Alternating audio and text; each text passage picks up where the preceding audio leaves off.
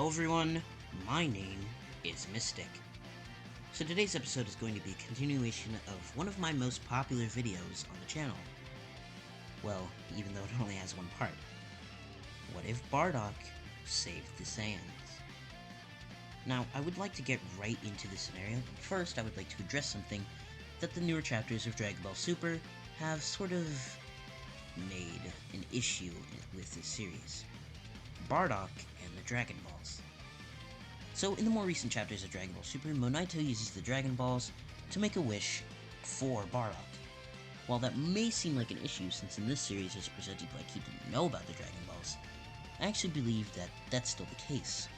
He's never directly told about the Dragon Balls, and even tells Monito, "Stop putting voices in my head, old man," which implies that he doesn't actually know about the Dragon Balls. So, with that out of the way, let's get into the next part of What If Bardock Saved the Saiyans? Where we last left off on a cliffhanger involving Tarble and King Vegeta, and their conflict about the future of the Saiyan race. Tarble wanted the Saiyans to join the Galactic Patrol, while King Vegeta wanted them to rule the galaxy. Of course, they decided to settle this in a fight, as Saiyans do. The elites gather around, as Tarble and King Vegeta take off their royal garbs and begin to battle. Now, you may be thinking, this is a complete wash. Tarble's a weakling in comparison to those older Saiyan warriors. But, as I noted in the last part, Tarble is growing quickly, just like his brother. Now you may be wondering, why does Tarble have all this potential? Where did this come from? But I argue, Tarble always had this potential inside of him. In his own special, he was able to contend with Akka, the fused form of Abo and Kado, which he had encountered before because he warned the kids about them. Which, to me, seems like he's at least slightly less powerful than them, which means he had become as powerful as Akka in the time it took between Son Goku and his friends' returns and, well, before the destruction of Planet Vegeta, which means that he has such high potential, in my opinion. Plus, we know he most likely didn't train that much, since he's more of a kind-hearted soul than a fighter. So, continuing on, the fight at first seems pretty one-sided. King Vegeta's experience in battle and conquering worlds and more brutal fighting style makes it look easy for him. Although Tarble is proving to be a tough opponent for him. Every time he knocks him down, he just gets right back up. Like a true Saiyan. King Vegeta is almost proud of his son, but he can't let this insolence slide. Even though his own spirit is wavering, he must not show weakness in front of the other Saiyans. Of course, Tarble isn't going to take this standing down, however, and uses his own techniques to try and wear King Vegeta down until he eventually knocks him out. Tarble starts by using the family special Gallic Gun against his father, where he counters with his own. A short beam clash ensues where King Vegeta slightly overpowers Tarble. He takes a little bit of damage, but Tarble ultimately is able to confuse him using multiple techniques he had developed on his own, such as a sort of key sensing ability. So he creates a smokescreen and is able to sense his father within the smokescreen and get in a bunch of sneak attacks.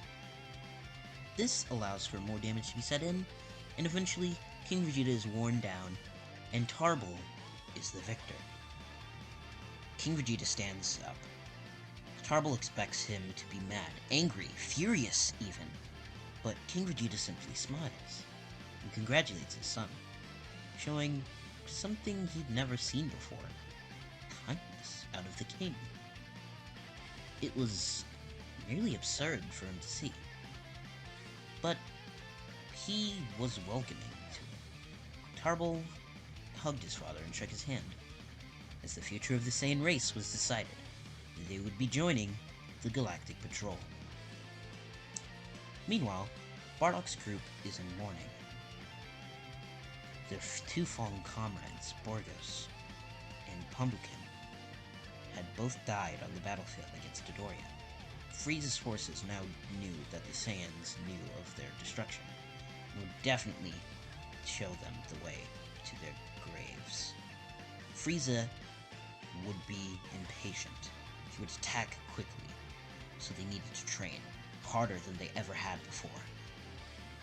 Bardock obviously had his foresight. I forgot to mention this last episode, but because their mission to Planet Meat had already happened, you know that the mission to Kanasa happened as it did before.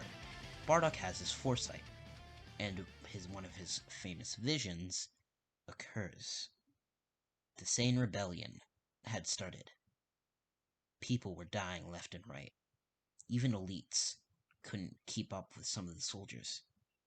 But the most scary monster of them all was Frieza himself. A beam shot through the crowd, killing many soldiers. Bardock was terrified as he saw Frieza smile, a sick, twisted grin as he killed him on sight.